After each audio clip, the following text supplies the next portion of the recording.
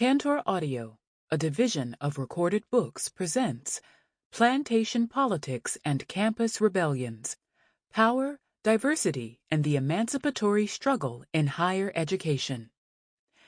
Edited by Bianca C. Williams, Dion D. Squire, and Frank A. Tuitt. Narrated by Mia Ellis.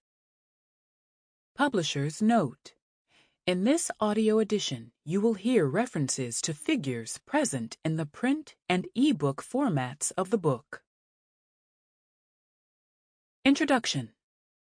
Carving Out a Humanity: Campus Rebellions and the Legacy of Plantation Politics on College Campuses. Bianca C. Williams and Frank A. Tuitt. I am reminded that our forebears, though betrayed into bondage, survived the slavery in which they were reduced to things, property, entitled neither to rights nor to respect as human beings. Somehow, as the legacy of our spirituals makes clear, our enslaved ancestors managed to retain their humanity as well as their faith that evil and suffering were not the extent of their destiny, or of the destiny of those who would follow them. Indeed, we owe our existence to their perseverance, their faith. In these perilous times, we must do no less than they did: fashion a philosophy that both matches the unique dangers we face and enables us to recognize in those dangers opportunities for committed living and humane service. Knowing there was no escape, no way out, the slaves nonetheless continued to engage themselves, to carve out a humanity, to defy the murder of selfhood. Their lives were brutally shackled, certainly, but not without meaning, despite being imprisoned. Derek Bell, Faces at the Bottom of the Well. Between 2012 and 2018, more than 100 U.S. college and university campuses erupted in protests. Many used the hashtag Black Lives Matter declaration as a core message, connecting struggles on their campuses with the battles against police violence and anti-Black racism taking place in neighborhoods across the country. Black students were at the forefront of these campus rebellions, with actions ranging from minutes-long die-ins and street blockings to weeks of hunger strikes, building takeovers, and sit-ins. Students questioned the tenets and structures that formed the foundation of the universities of which they were community members. Similar to the protests of the 1960s and 1970s, these activists provided a list of demands to their administrations, requesting immediate action be taken to address hostile learning and living environments and institutional inequities. For as long as there have been universities, there has been resistance surrounding them, as their foundations have often been set on ideals of exclusion and the myth of meritocracy. Today, the ideals remain, but are wrapped in the rhetoric of diversity and inclusion. During the movement for Black Lives, M4BL, campus activists, encountering the disconnect between this rhetoric and their lived experiences, used multiple methods to get their demands and stories out, including photography, social media, street theater, dance flash mobs, and various forms of digital storytelling. University administrators had a range of responses to these rebellions, some physically violent, including using militarized security forces to pepper spray, threaten, and arrest students, to refuse to allow food and water in protest spaces, and to remove students from the campus through suspension. These institutional responses supplemented the death threats, hate speech, and other forms of intimidation that campus activists received from their peers, alumni, residents living near campus, and white supremacists both on and offline. Campus rebellions such as these are sometimes the most public, spectacular manifestations of everyday protest by students, staff, and faculty, and they often explode when universities count Black bodies as present but are not ready to make the necessary changes to ensure Black people are welcome, safe, and treated equally.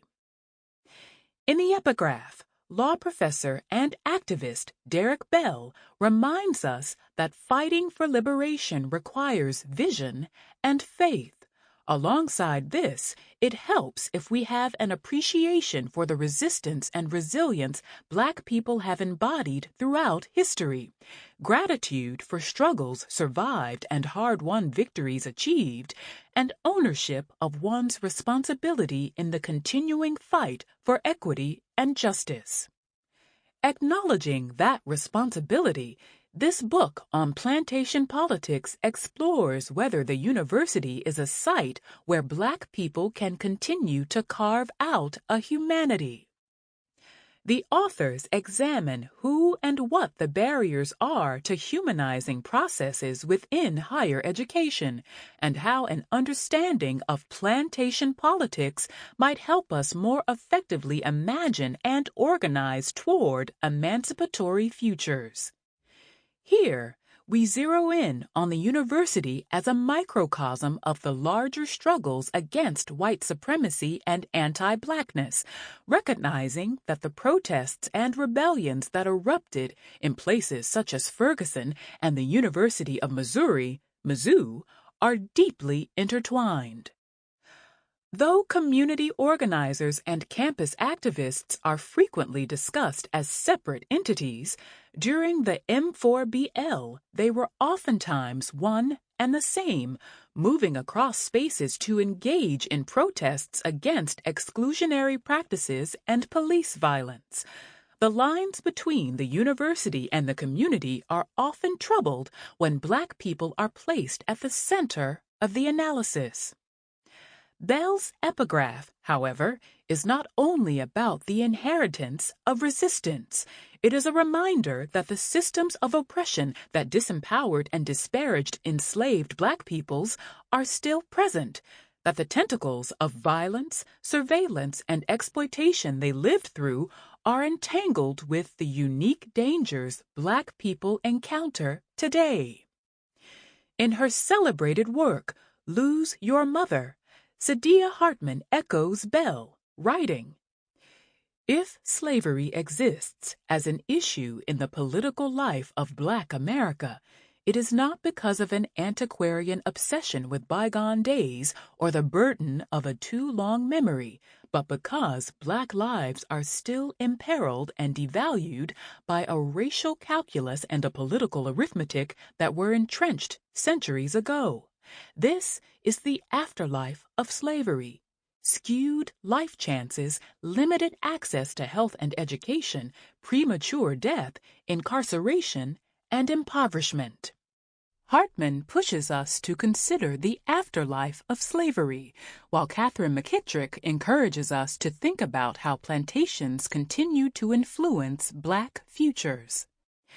As a result of the entanglements between plantations of the past and the establishment of many scholarly organizations and educational institutions, plantation politics are still embedded in the everyday life of the academy.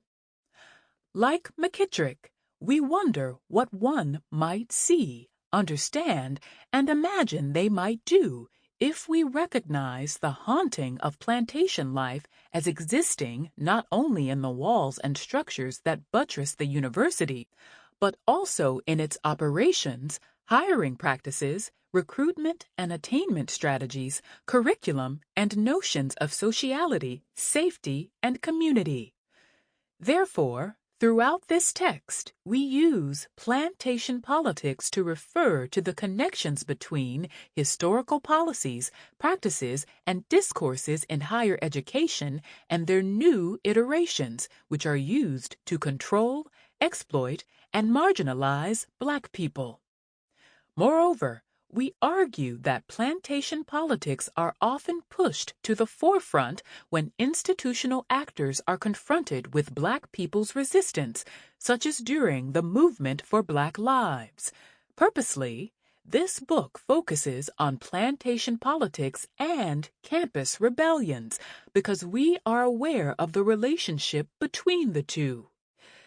Through personal experience, hundreds of hours in committee meetings and classrooms as troublemakers and researchers of racism and campus environments, we recognize the ways higher education institutions draw on strategies and ideologies of the plantation past to repress and fragment movements. So often, these spaces and opportunities not only help us to understand oppression better, but also how the legacy of Black people's resistance has shaped the academy and continues to shine a light on the racial violence that is present. We call these instances of campus activism rebellions because we recognize that these multi-sided uprisings, sometimes spontaneous but often organized, are socially, spatially, and temporally connected. Rebellion allows us to get a wide lens view of campus activism, understanding how the work of residents and dream defenders in Sanford after Trayvon Martin was killed is not only linked to that of community members in Ferguson and students at Mizzou, but also to the legacy of Black resistance during the 1960s and 1970s. Moreover, we use rebellion to note how these acts of disruption and open defiance against administrative and police authority trigger the fears of those in power at universities as they scramble to reestablish what they view as order, contain the movement and emotions of Black folks, and mitigate white anxiety. Though academic administrators can sometimes imagine they have dominion over their campus, viewing it as contained, privileged, and distant from the surrounding community, it is these rebellious acts of Black students that often disrupt this illusion. As Black students draw attention to the structural violence perpetuated by academic institutions and call for things like reparations and equity, administrations mobilize to squash these rebellions and extinguish flames of resistance. An analysis of institutional responses to campus rebellions is useful for understanding how universities uphold white supremacy, even as they pledge resources toward diversity and inclusion initiatives as remedies for these disruptions.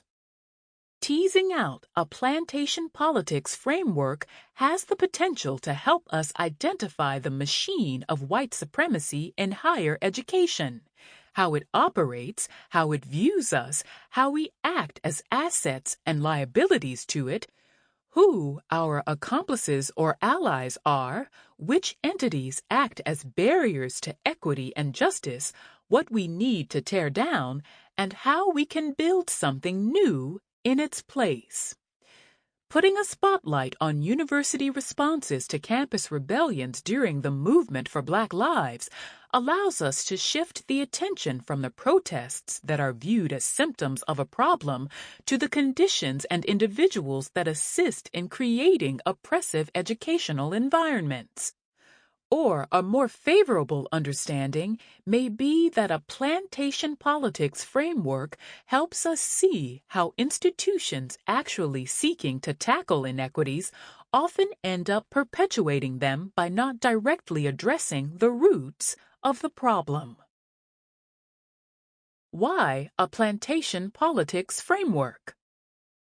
Although we started this project in 2015, there was a clear moment when we recognized the type of work a plantation politics framework could facilitate.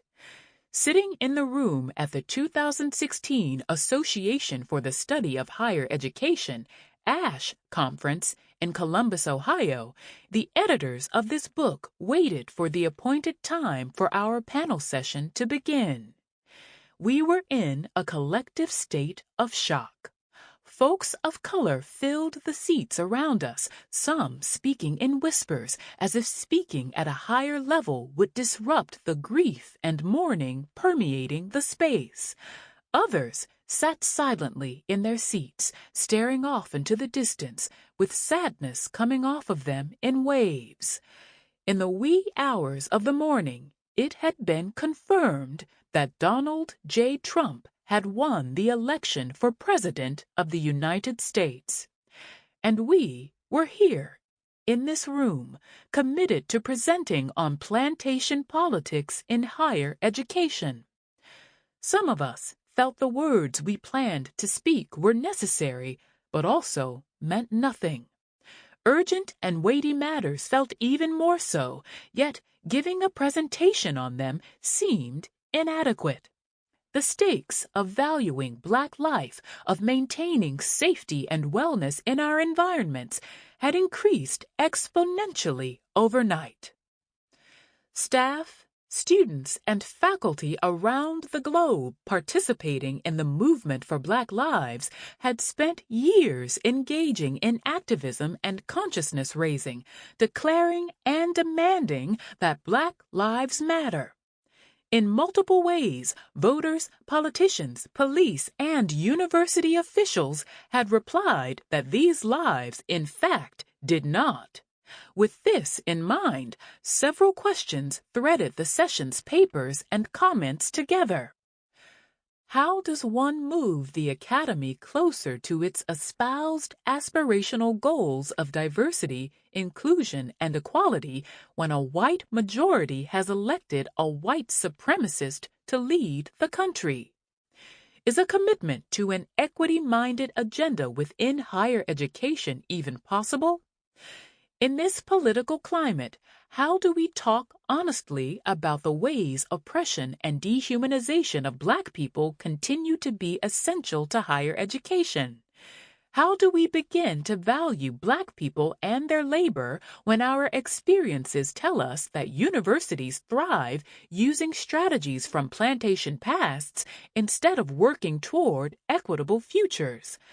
Finally, how do we imagine liberating spaces and emancipatory practices when our engagement with these institutions often results in us being implicated in our own oppression? Though startling, the day after the election felt like a new phase on old terrain. As each presenter spoke about the various ways plantation politics show up on our campuses, the energy in the room shifted. People began to take notes, and their body language was attentive. Questions and comments were passionately expressed, and there was a general sense of recognition, confirmation, and validation. An exhale. A moment to breathe collectively at a time when it felt as though our breathing and our existence did not matter. There was also hopelessness, anger, rage, sadness, even helplessness. Audience members spoke about feeling stuck, not only in their academic careers or training, but also in spaces where fighting to make a difference, being dedicated to battling white supremacy and anti-Blackness, felt like a decision to suffocate oneself. In that room, plantation politics came to name something that had been weighing on many of us as Black folks in higher education. 1. The psychological warfare we experience in educational institutions whose histories make it clear that they were not made for us. 2. The creation of an active but sometimes elusive machine of racist rhetoric, policies, and procedures that fuel the Academy. 3. The exploitation of Black people and Black labor that helps universities appear diverse enough for the sake of profit while devaluing Black voices when it comes to institutional change. And 4. A recognition of the emotional and pedagogical labor that marginalized people offer every day, but especially during periods of campus rebellions, which universities view as branding or reputation crises. Naming these forces at ASH and the other conferences and universities we have presented at has offered audience members and presenters alike some solace as white supremacy becomes more blatant everywhere. As many therapists teach, putting a name to a feeling or experience can allow a person to recognize what is happening to them and offers some space so they can work through it. We want this book to play a role in that affirming and healing process. Here, we name and mark plantation politics to contribute to the canon of research detailing how white supremacy and anti-blackness were and continue to be central to the inner workings of higher education. We take seriously Black people's vernacular description of universities as plantations in order to tease out old and new dehumanizing practices and ideologies that universities implement to be profitable in the business of teaching, learning, and research. It is our hope that listeners will hear how the technologies used to create plantation life are connected to those that sustain higher education, and the ways these produce racial inequities and hostile environments that give rise to campus resistance. In the next chapter, co-editor Dion Squire builds on Craig Stephen Wilder and Thomas J. Durant's work to offer an analysis of the vestiges of plantation culture and life and their influence on modern university culture, climate, and structures of power. Each additional chapter offers a window into how employing control mechanisms to repress campus rebellions reinforces white supremacy, limits freedom, and continues to oppress Black people. The authors also open up possibilities for how actors within university structures and cultures may envision and work toward racial equity, justice, and liberation. The book acknowledges the physical and emotional costs Black people experience in the Academy's mostly white spaces, while also speaking, dreaming, and strategizing steps toward more equitable futures. To be clear, in this book, we are not arguing that universities are actual plantations like those of the antebellum South, nor are we arguing that Black people in academic institutions experience the type of physical, sexual, and psychological horrors our ancestors endured. We will never know the violence of being treated solely as chattel, as subhuman commodity, or the terror of such enslavement. As Black people's resistance chipped away at racist and otherwise unequal systems over generations, there has been greater mobility and access to housing, education, employment, and health care for many.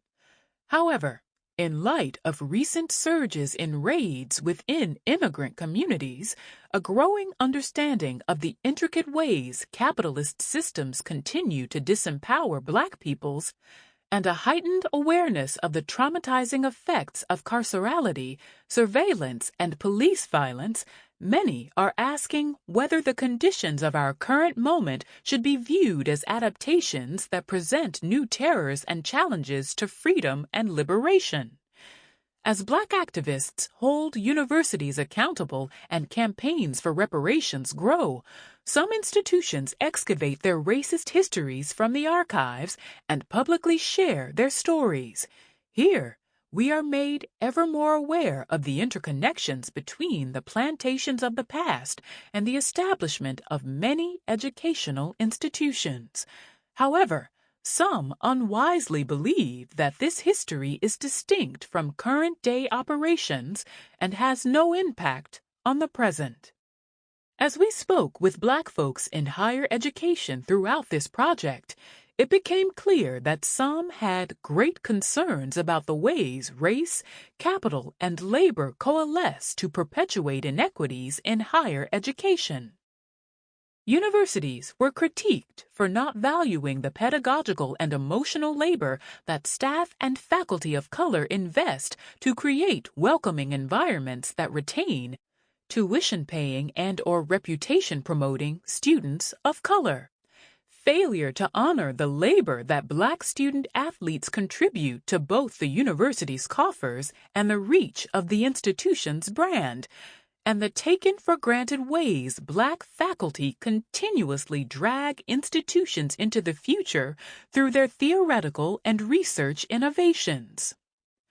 For universities to attempt to make campuses equitable or inclusive without explicitly working through the connections between race, capital, and labor is to throw financial and work energy resources at problems one does not honestly intend to solve.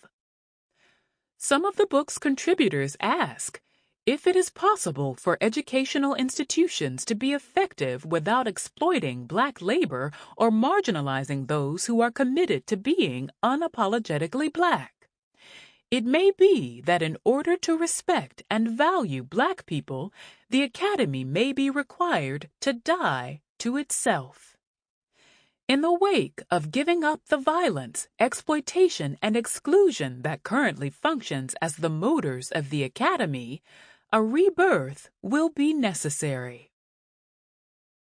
Campus Rebellions. From I to am to #Black Lives Matter. One of the most prominent examples of the convergence of student and community organizing in recent years took place in February 2012 in Florida. A group now known as the Dream Defenders began organizing after 17-year-old Trayvon Martin was killed by neighborhood security person George Zimmerman on February 26, 2012. Students from Florida State University, Tallahassee Community College, and Florida A&M University marched from Daytona to Sanford, about 39 miles, and sat in Governor Rick Scott's office for 31 days. They demanded that their representatives push back against the Stand Your Ground laws that Zimmerman used as part of his defense for killing Martin. Their demands and actions resulted in the legislature holding hearings on the law. Their organizing showed that students recognized how their experiences within higher education and on campuses were connected to a larger fight against police violence and the killing and surveillance of Black people. Their activism had the power to make a difference not only on their campuses, but also in their state legislature. Nationally, people took notice of the Dream Defenders' organizing and bold energy, as increased attention was paid to police shootings and killings of unarmed Black folks across the country. The organizing in Florida and many other states contributed to a politically intense climate. On July 13, 2013, George Zimmerman was found not guilty of killing Trayvon Martin. Outrage, disappointment, fear, and calls for justice fueled more rebellions nationwide. On that day, both Black Youth Project 100, BYP 100, and the Global Network of Black Lives Matter were birthed. Black Youth Project 100 is an affiliate organization of the national research endeavor called Black Youth Project, started by feminist political scientist Kathy Cohen and formerly led by founding national director Charlene Carruthers. Both BYP organizations were created in Chicago. That July, Cohen brought together 100 youth, including students ages 18 to 35, for a convening, and on the night of the 13th, they created BYP 100 as an organizing body.